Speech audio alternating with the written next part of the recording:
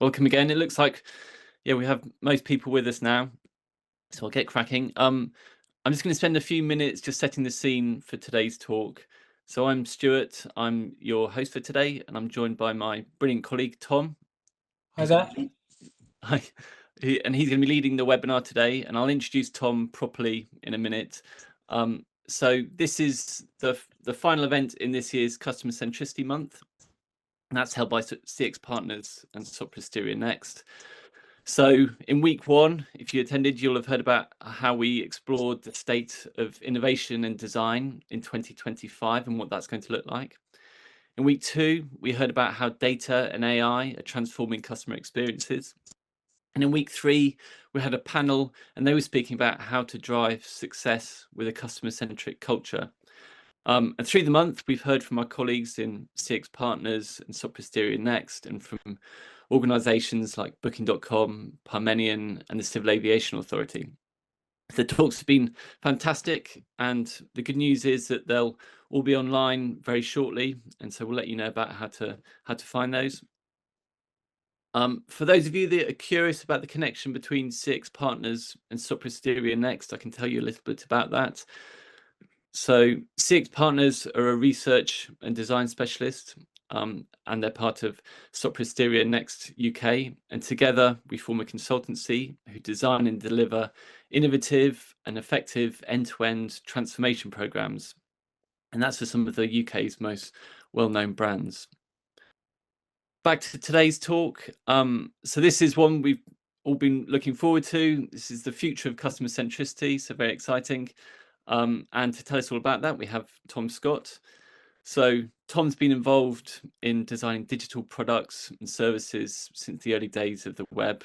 He's an experienced director at CX Partners within the private sector team there. So he's responsible for planning and leading projects for clients like Hargreaves Lansdown, the Bank of Ireland, the RAC, and many more.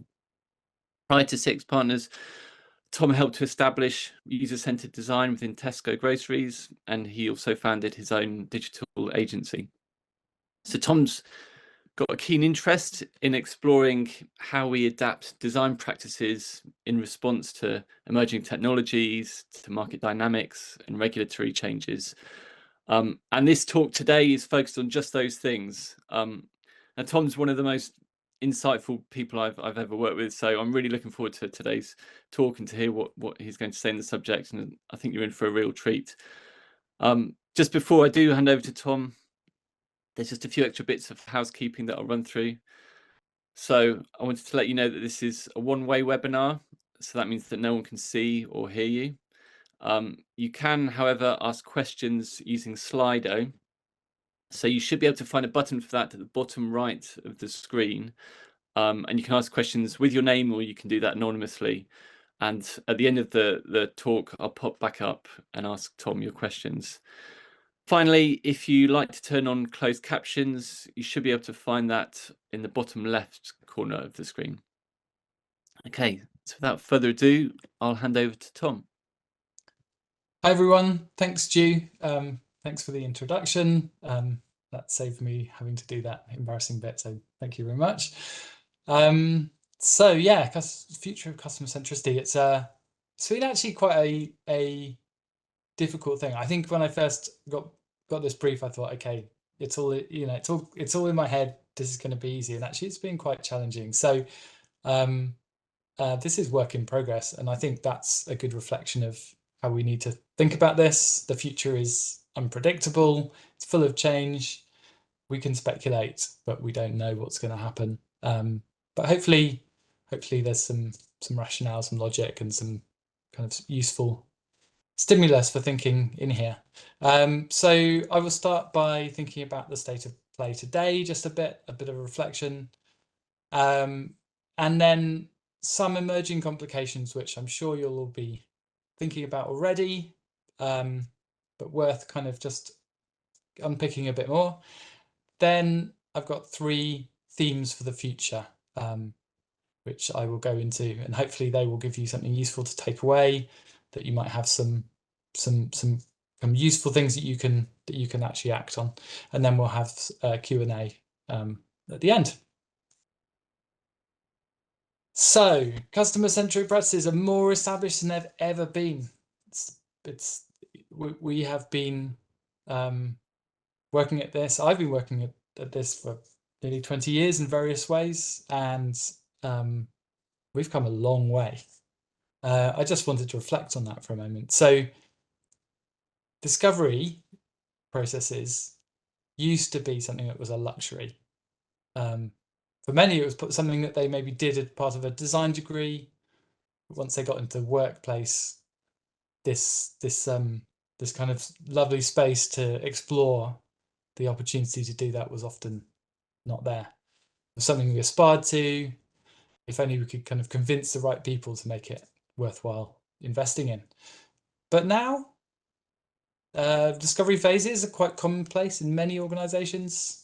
We invest time in understanding the problem before we start coming up with solutions.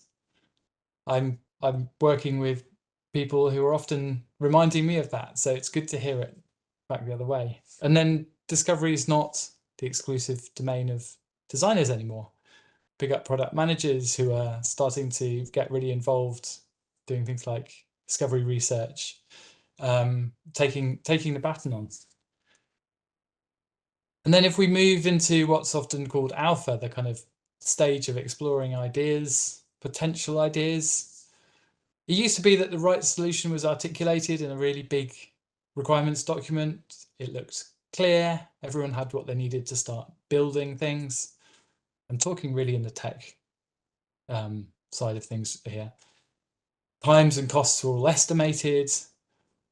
But these documents were all based on a lot of assumptions, and they often turned out to be false. And a lot of time was spent building the wrong thing.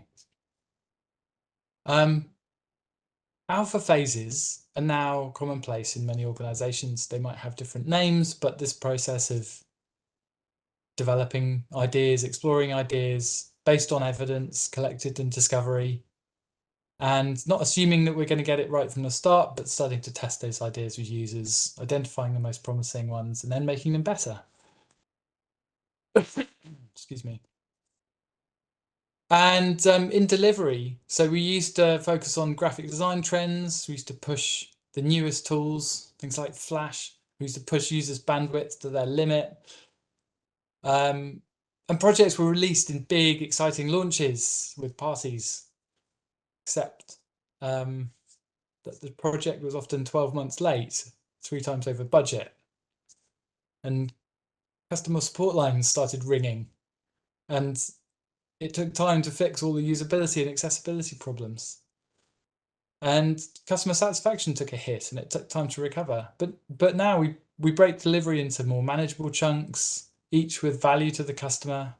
We follow best practices. We use standard design patterns and libraries. We get real customers using things as soon as possible, so we can learn, we can catch issues early. We run closed betas and monitor things carefully as we scale up. And then once things are live, we're more likely to have backlogs. We used to have wish lists that were mined from the kind of enthusiastic minds of the most senior vocal people in organizations, following the latest tech trends, or maybe opportunity to cut costs. Now we create backlogs, and they can be prioritized by a combination of factors, and customer value is often should be in there. And we've operationalized design and research practices, so they're more efficient, more consistent in quality. So yeah, like our work is done, right? Okay, orgs are at different levels of maturity, but by and large, what we're talking about here, these are solved problems. We know what to do. The work is putting it into place. But that would be a really boring talk. And I don't think the work is done. For me, at least, it's an uncertain time. Many of the norms that I've seen over the last 2 decades of my career are in question. So yeah, let's look at some of those complications. So the first one I've got is that change isn't rippling out enough. So we see teams focused on topics and doing really great work. And when you've got the right team, they're focused on the right challenge, they're given enough autonomy and support, some really magical, impactful things can happen.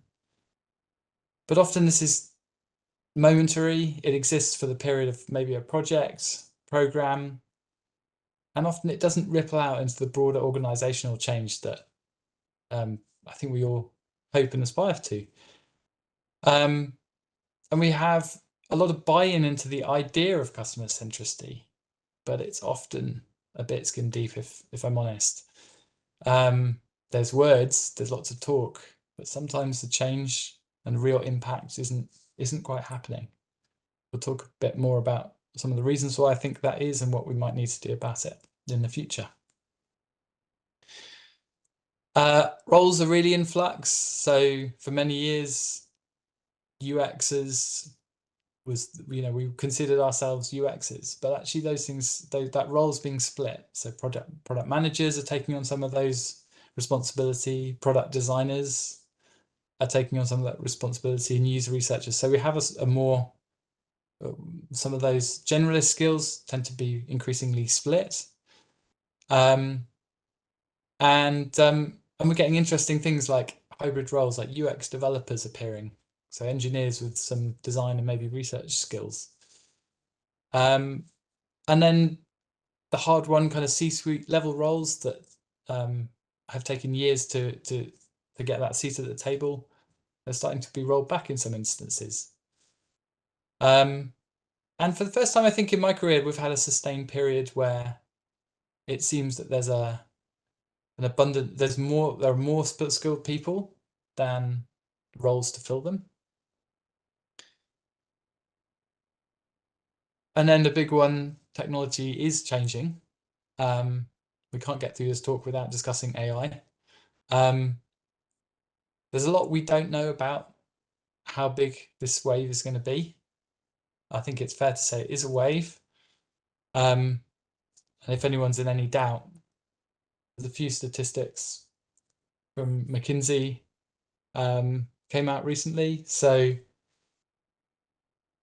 the number of people using generative AI as part of their day-to-day life and work is increasing substantially.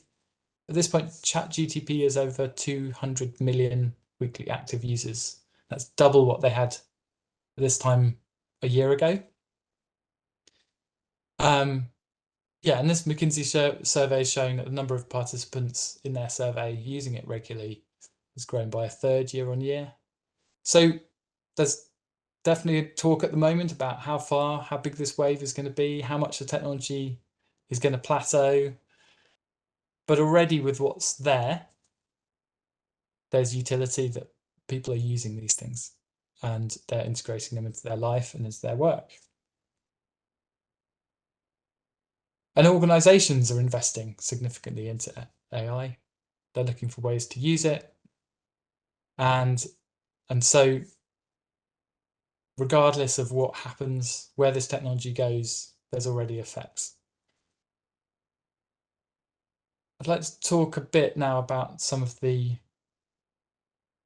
one particular impact which I think is worth dwelling on. I think it has implications for what we do.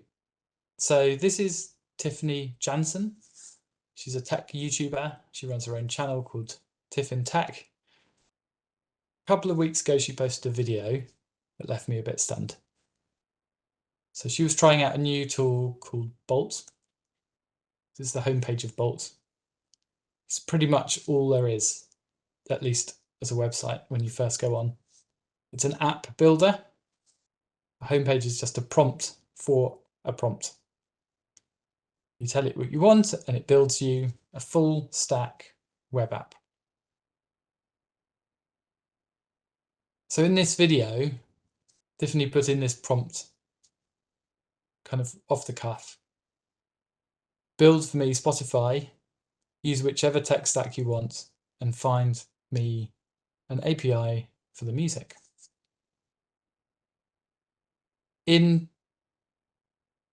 a few seconds, maybe a minute or two, this is what happens. So this is her face when, without any coding, she pressed play on a cloned version of the Spotify app that Bolt had created, plugged into a music API, and then it played music. I think my reaction was a bit similar. As someone who works in code at times, who tinkers, I'm not a real developer by any means, but seeing what was happening in such a short period of time was pretty surprising.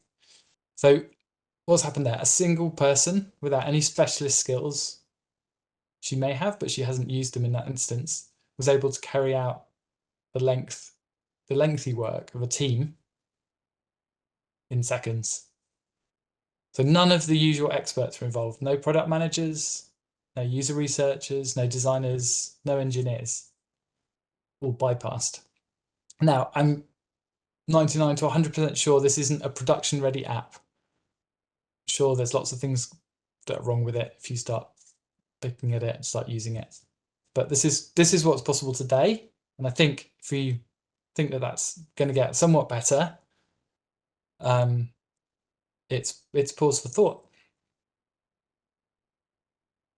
I'd like to consider another story which relates to what we just talked about, but it comes at it from a very different angle. This is a real life example of technology use gone wrong. It's a story about an eating disorder service that most likely with good intentions put technology before people, and the consequences were dangerous. It's a sensitive topic, so please do feel free to switch off for a couple of minutes if you need to. So this is NEDA's logo. They are the National Eating Disorder Association. They're an American non-for-profit organization. They're focused on preventing eating disorders, providing treatment referrals, and increasing the education and understanding of eating disorders. Last year, NEDA let a number of people who supported or enabled its helpline. They let those staff go, and shortly after set up a chatbot service on their website that they called Tessa, designed to offer always-on support. Unfortunately, Tessa was giving out harmful advice to the users of the service, and it wasn't long before an eating disorder activist sounded the alarm on social media. Thankfully, the service was quickly taken down, but it's worth reflecting on the potential impact of such a service and how devastating it could be. So a volunteer for the service said, "These young kids don't feel comfortable coming to their friends, family, or anybody. They have no other outlet. All they have is the chat line." An eating disorder sufferer reported her experience with the service. She said, "Every single thing Tessa suggested were things that led to my eating disorder." She continued, "If I had accessed this chatbot when I was in the throes of my eating disorder, I would not have gotten help for it, and I would not be alive today." So what happened here? Incorrect assumptions about the technology's capability. They assumed that it would do the job, that it was ready for the job. There was failure to consider, identify, and mitigate the potential harms that it could cause in advance. And there was a lack of monitoring to detect what was happening. It relied ultimately on social media and people sounding the alarm to see what had gone wrong.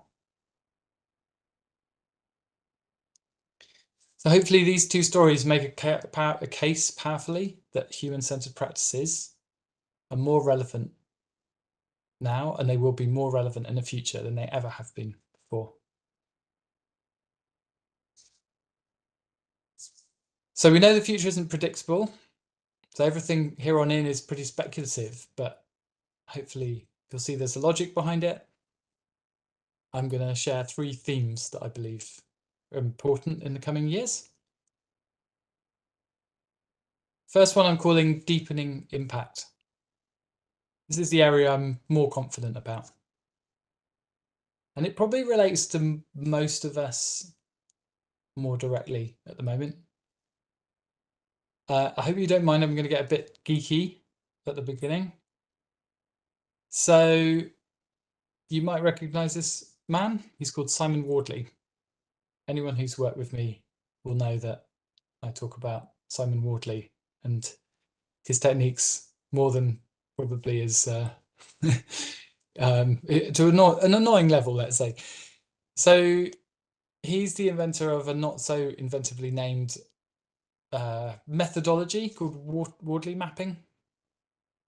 It's a set of methods and concepts that help you gain situational awareness, and they kind of aid with strategic decision making.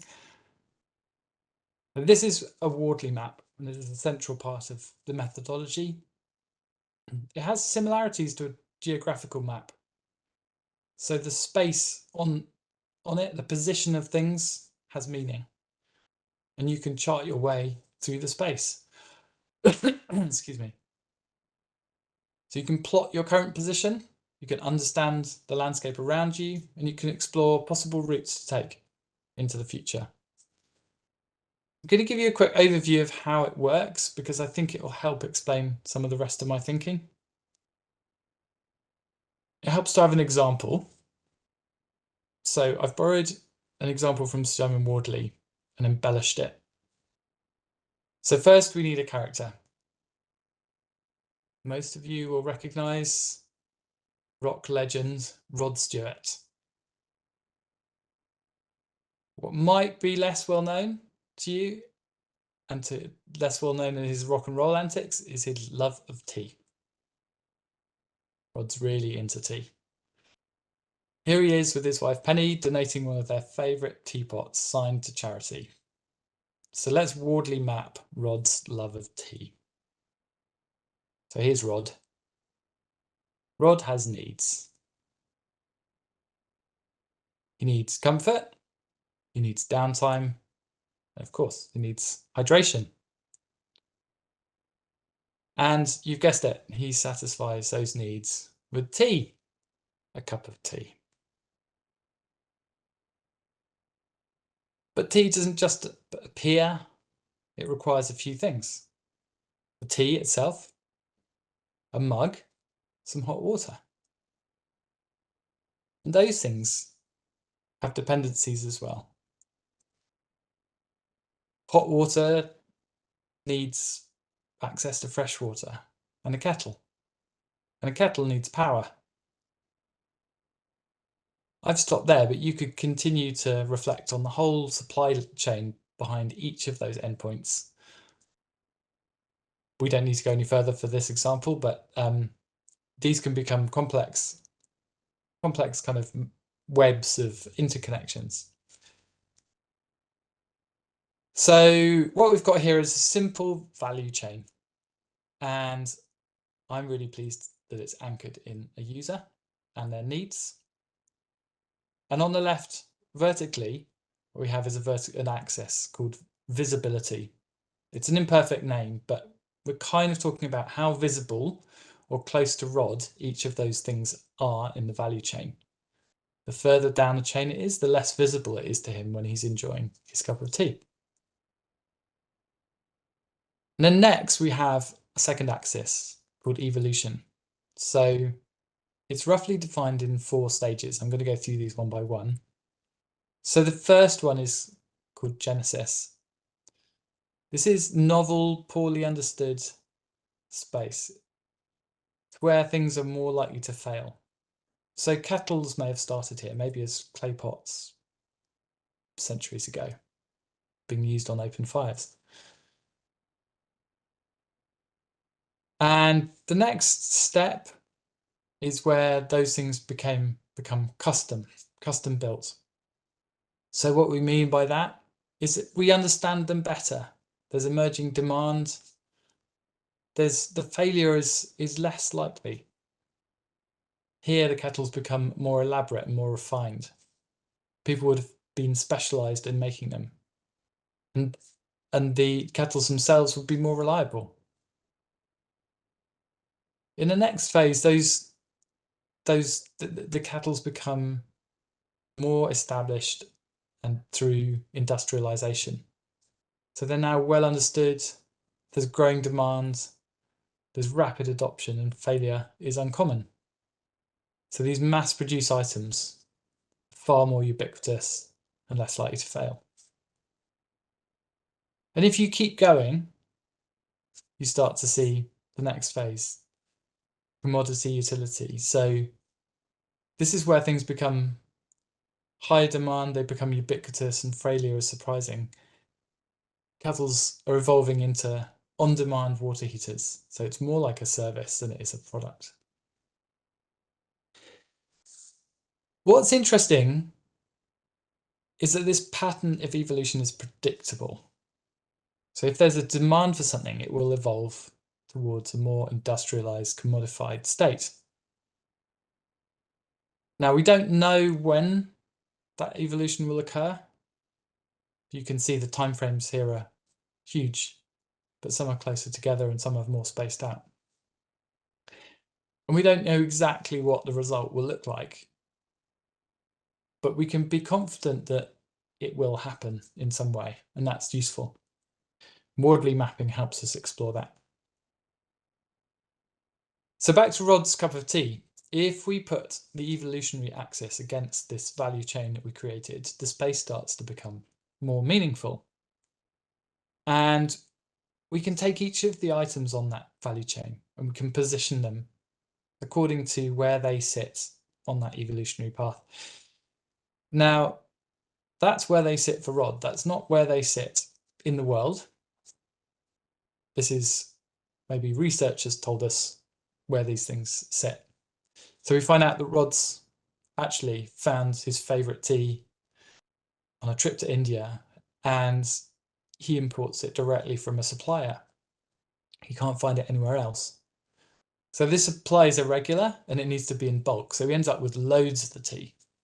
Then he needs to store it somewhere to keep it fresh. And because he's brewing leaves, the tea making process is more bespoke. He has to measure out the right quantities of tea each time, and it's messy. It's driving him crazy. And why is this happening? Well, when we look at the map, we put it on the map, we can see that there's a supply problem. Having to import his own tea is making other things more difficult. It's stopping him from having a smooth tea making experience. So now we've worked this out, told Rod, he goes to his local fine tea supplier and he gives them a sample of his favourite tea, and they agree it's superb. So he strikes a deal with them. He'll give them direct access to the producer if they start supplying him with tea bags made using the leaves. And what that does on our map is it moves the position of his tea leaves, he's now using tea bags, they're far further across on the evolutionary spectrum, and then that changes things further up the chain. So the cup of tea moves over to the right. It's still custom made, but it's not so custom made. Rod no longer needs special storage. Making tea's got a lot easier, and he can drink as much as he likes without all the hassle and the mess. More comfort, more downtime, and more hydration. Rod's happy. Okay, so we might have gone a bit off piste here. Or have we? Because we mapped the value chain of dependencies, we mapped them to his needs. We could identify what changes were needed along that chain to better the service of those needs. But that's quite powerful. And I think it's worth noting that there was no design involved in that solution. So we made the process more customer friendly, but we didn't have to, there wasn't an interface that had to change. So we started with the user, we anchored around their needs, we explored how the needs are served currently, we identified changes required to make to serve those needs better. And as I say, no design work involved. So going back to the Wardley map, I'd like to think now about what happens when we're working on well-established products and services. And they live in the realm of the kind of right-hand side of the map. And on that side, what we're really talking about is making proven products work at larger scale. It's focusing on making things as efficient as possible, optimizing for user task completion, serving lots of customers reliably. There being clear processes and rules and reducing costs. Now, I think this is where traditional customer-centric roles are going to change the most in the coming years. So this kind of work, designing journeys and flows, is really important. But in this realm, how much does that need to be the role of designers? Some might agree, but I think this skill and the principle behind it are really quite transferable. In this kind of work, creating detailed screen designs, again, it's super important, and there's a real craft here that I massively value. But I think we need to be realistic. How long will it be until AI agents with deep knowledge, deep access, and access to design systems are going to be doing a good enough job in many instances? I don't think that's that far away. And what about things like usability testing? How long does it actually take to know how to do good enough usability testing? I would argue not that long. And will AI tools start to get good enough at spotting potential usability issues that actually will do less of it? And maybe AI-driven interactions will optimize themselves in some way. So I think there's a question again about whether this is something that we need to hold tightly onto, or whether things might change here. So just to wrap up in this kind of space, so I think we're going to need less focus on interfaces and design. Not because they're not important, but because to really have deep impact, we need to go down the value chain.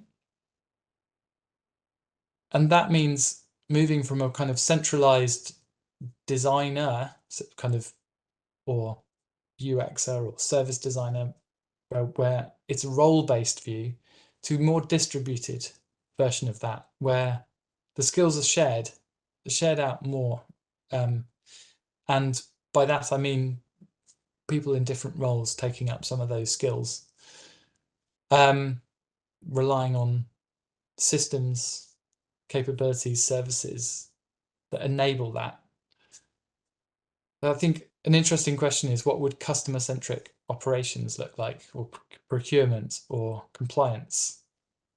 It's not about, the emphasis isn't so much on the interface if you're buying an off-the-shelf product, but how do you make sure that you choose the right product so that it's customer-centric? So I think that's something that we need to think more and more about, spreading that responsibility and disseminating it. Okay, this next theme is less clear. There's a lot to think about here. Here are some provocations, some questions. So this is the space which is in the middle ground of the Wardley map. Guess you're more likely to find your startups and SMEs in this space. This is where we take early ideas and turn them into something that works consistently. We build the first proper versions that customers can depend upon. We focus on making things better bit by bit. We find a balance between perfect and good enough. This might be the role, this might be where you kind of see lean startup type mindset. We've got ideas, we know what we want to do. We want to get them built and out and tested as soon as possible. So going back to our example earlier, I think this is where we're going to see the power of the the powerful drivers of delivery speed really starting to kick in here. If you can start to spin up a first version, an MVP of your app idea in minutes, the cost of building things and building the wrong thing has massively gone down. And I think often the justification for customer centricity in this space can be, making sure you build the right thing, making sure you invest in the right thing. But if that cost is so minimal, and it might not be today, but it could well be in the near future, or at least reduced,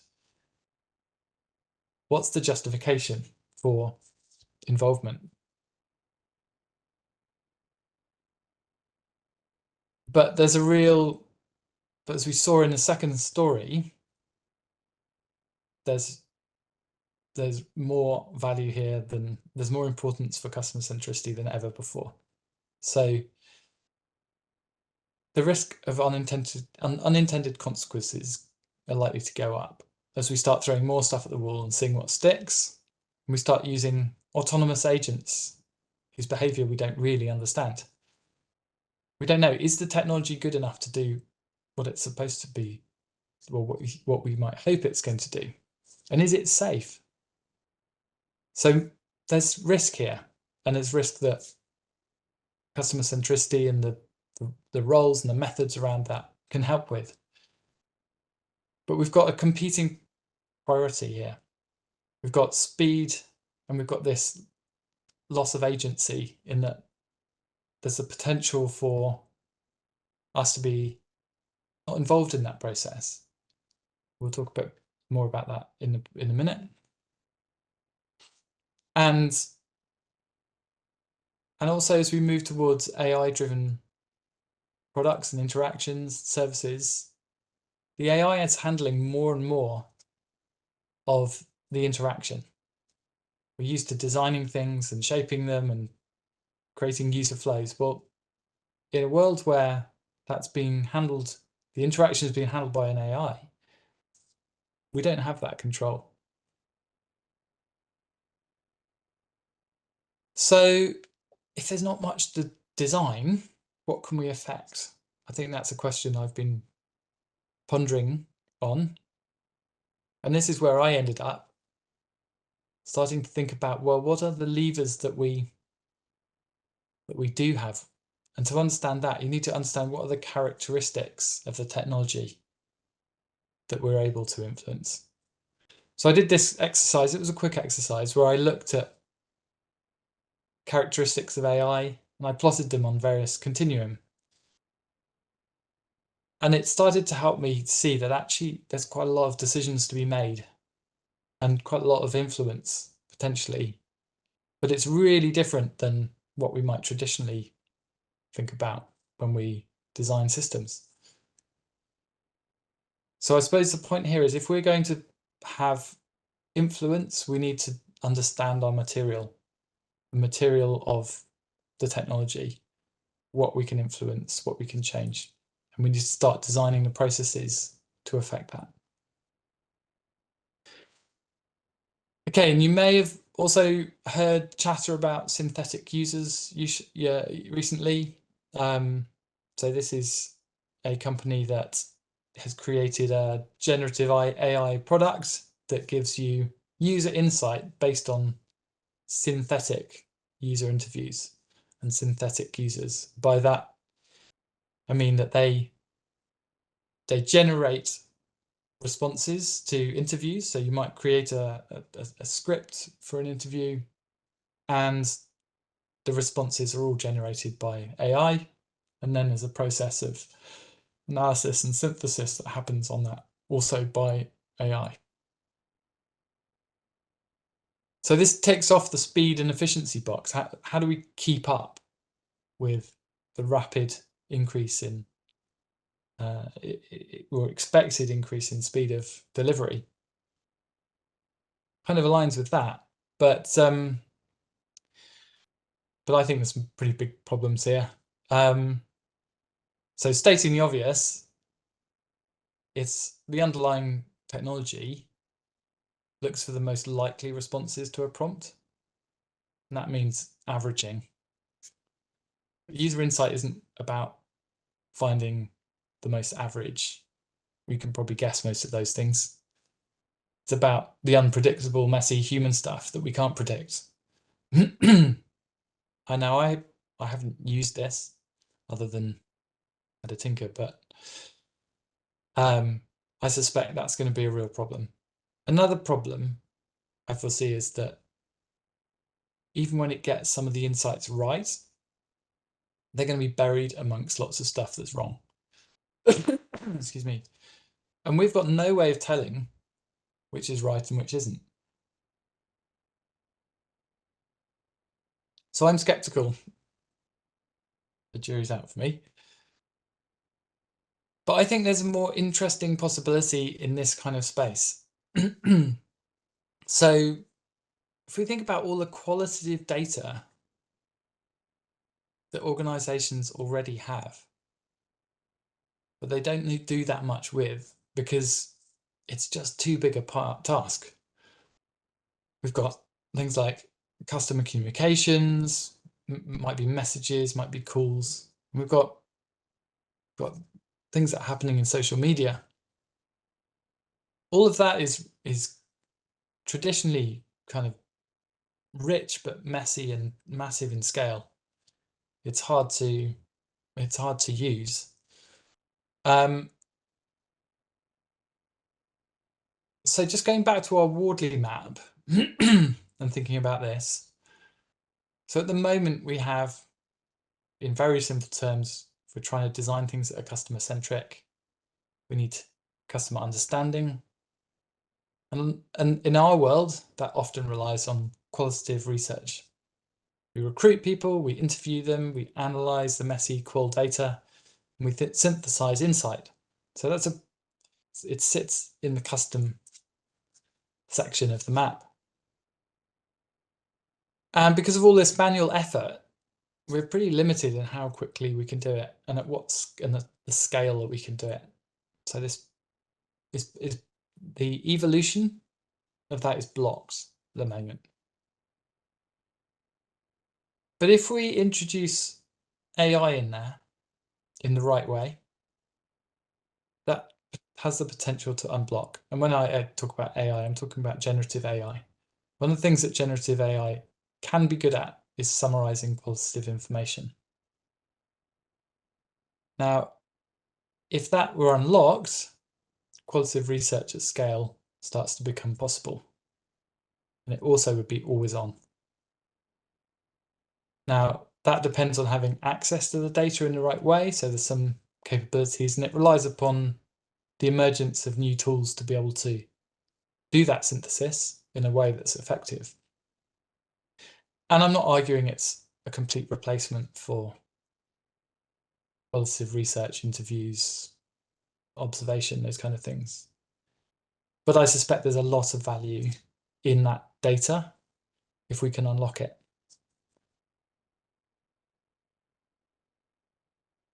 Okay, so just to recap then, we have rapid adoption of emerging tools, creation of new tools, methods. We need to get better at utilizing AI ourselves and become better co-pilots. So a skilled user in AI is going to produce a better result, better output than someone who's unskilled. And also familiarizing ourselves with the material properties of AI is going to be really important. Okay, this last space theme is the one that I'm least sure about. It's the least developed. It's about the things that haven't happened yet, but could happen for better or worse. So I'd articulate it in this way, envisaging potential futures. So at the high budget end of this scale, this is what Black Mirror is doing brilliantly. Now, you'll have probably heard the term speculative design. It's been around for many years, but its adoption has been pretty niche at best. Speculative design uses design to create powerful illustrations of what aspects of the future might look like, what they might feel like if certain things were to happen. Using it, we can speculate about future scenarios for organizations, for people, society, encourage reflection, debate, and form alignment. It can be technology focused, but it could be more in the real world as well. You may have come across Soren Iverson. So he's a popular poster on social media. And he designs, I think every day he puts out a little provocation. So it can be down at this level as well. A kind of what happens if. What does that feel like when you start to see some of these things? Adverts in your phone.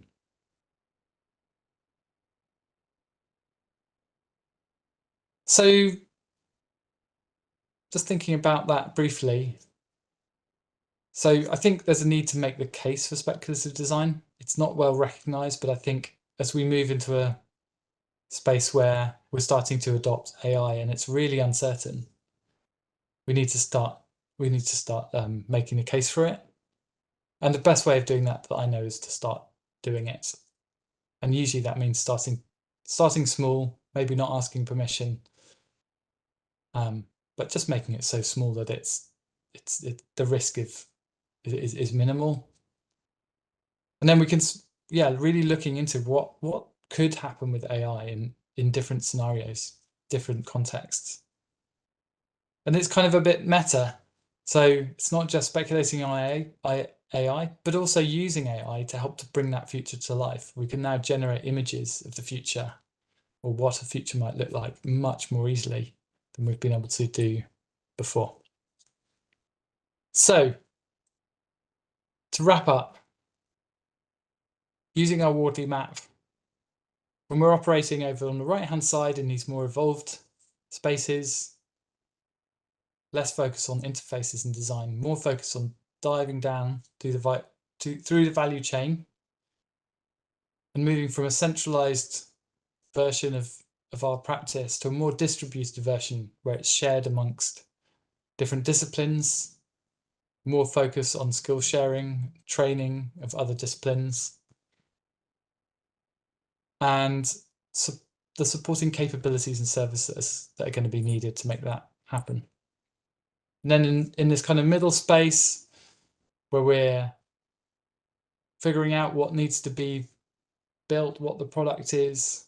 So this is about rapid adoption of the emerging tools, creating new tools and methods that utilize AI, becoming better co-pilots, so we're still involved, and being familiar with the materials and properties of AI.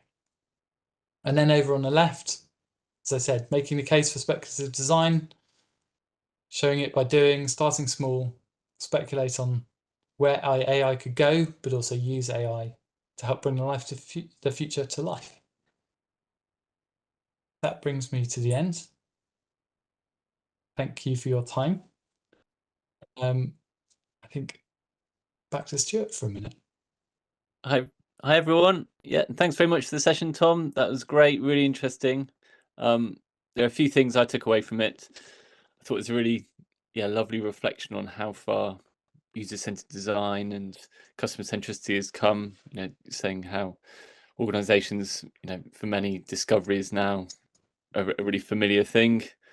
I was a bit sad about how a lot of the skills we use are becoming more of a commodity, and what that means for us, but also excited about the increase in delivery speed and that idea that you can build something and it doesn't matter so much if it's wrong because you can just build and rebuild very quickly. But then obviously you had that kind of important reminder that there can be downsides to that too, and that we need to kind of think about things and be diligent with that usage. And also finally, the other really interesting idea I thought was how when you're working with AI, you don't have such control over the outcome. What you're doing is more of an emergent experience rather than something you have lots of control over. So yeah, lots of food for thought. as well as learning about Rod Stewart's tea drinking habits. So yeah, on to questions now. I can see we've got some appearing in Slido, so thanks to people that have already posted them. If you haven't added yours yet, you should be able to use the button on the bottom right of the screen. Yeah, it'd be great to hear from as many people as possible. I think I also saw that some people had to drop off early and were asking about slides. Just so you know, we will be sharing the recording with everybody afterwards. Okay, so Tom, just to kick off, I'm just gonna yeah, with the first question, so what would be a key piece of advice for businesses to ensure that they remain customer focused while adopting new technologies? I think probably the place I would start is with observation of people using the technologies. So in that example that we looked at, if they had just got some of the people who are likely to use that service to use it, and there's safeguarding, in that example, there'd need to be safeguarding around that. That was a sensitive topic. But just observing people using it. And I think there's two things there. In traditional usability testing, we're observing a thing which doesn't change very much, but we're observing how easy the person finds it to use, how well they understand it. But we've got two axes here actually, with a system which is dynamic in the way that a chatbot is, for example. We need to look at how it behaves as well as how the user of it behaves. So I think it's observation of people using it, and it's observation of how, if it's AI, if it's generative, how it behaves in different scenarios. Okay, that's great. Thanks, Tom. I've got a comment, I guess more from Craig here. He says, I think AI has its place, but I believe most end customers want human interaction in some circumstances as opposed to AI. Unless AI becomes almost undetectable to the end user, I think some customers may be put off by it. Just wondering, yeah, Tom, have you had any kind of observations around that in your work? Yeah, I mean, I think there's not just with AI, but just in digitization in general, we're seeing this kind of real shift, aren't we, towards the point where it's actually increasingly difficult to interact with people. There are huge risks of exclusion in there, and that's something we really need to pay attention to. There's another angle on it as well, which I don't want to kind of take away from what I just said, because I think it's really important. But many people said they didn't want banks to disappear from the high street. But when when mobile banking became available and became good enough, actually people stopped using them. So there's kind of what people say they want, and then there's how they actually behave.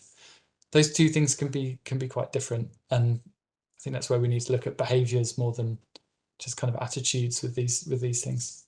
And I think we've seen in some situations, knowing they're speaking to a bot can actually be more appropriate in some circumstances and less kind of intimidating, right? Yeah, I mean, we did look at kind of financial advice and how that interaction might feel, and in some ways, there's a kind of when there's an imbalance of knowledge, then that can feel intimidating. Now, there's a lot of consequences, a lot of risks in that space, so I don't want to say that's the answer, but I think it's an interesting insight. Yeah. So I think we've just got time for maybe another couple of questions. So are there ways to anticipate or predict future shifts in consumer experience, in consumer expectations? I don't know, that's referring to the Wardley mapping as well.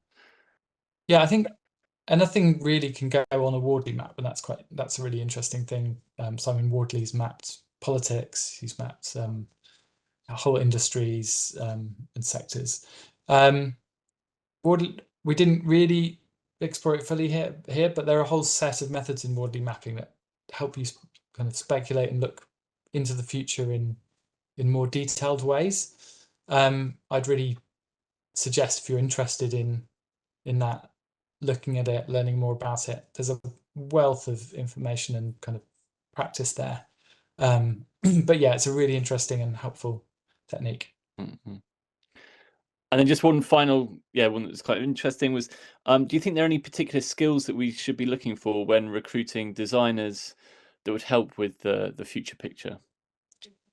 Yeah, well, I guess, taking back to those three different kind of themes, then I think it depends on the type, kind of where you are on the map, or what the type of work is. So in that kind of, on the right hand side of the more evolved space, I think it's more about kind of people who are inclined towards operations and people who can help with training, but also people who can prototype.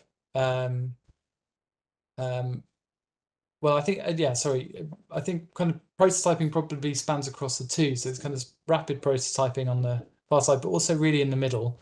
So if you're starting to get into that kind of emerging kind of product space, then those skills with AI and I think still with code, I think people are able to use AI through code are going to be massively advantaged, because a lot of AI interactions are not going to be just chatbots. So how do those interactions work, and what they feel like? I think we're going to need technical skills, and we're going to need new tools in that space to start to design with AI in a more